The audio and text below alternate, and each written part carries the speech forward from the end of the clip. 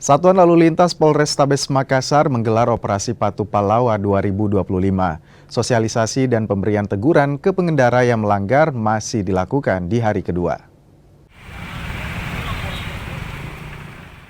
Seperti di Jalan Andi Pangeran Petarani Makassar, pengendara yang melanggar diberi edukasi dan teguran simpatik.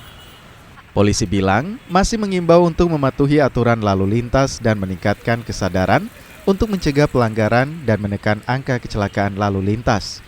Pengendara yang diberi teguran didominasi pengendara yang tidak menggunakan helm dan melawan arus lalu lintas.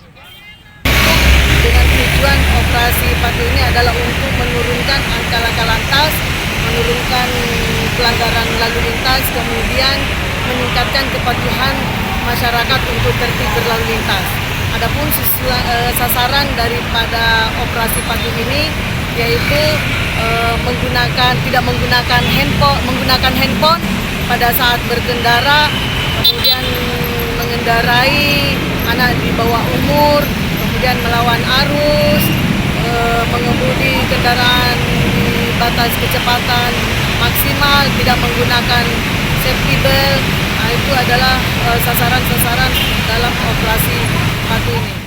Operasi Patuh Pallawa 2025 dilaksanakan selama 2 pekan dengan menyasar pengendara menggunakan ponsel saat berkendara, tidak menggunakan helm dan safety belt, berboncengan lebih dari 1 orang, berkendara dalam pengaruh alkohol, melawan arus, dan berkendara melebihi batas kecepatan. Arif Tirtana, Kompas TV Makassar.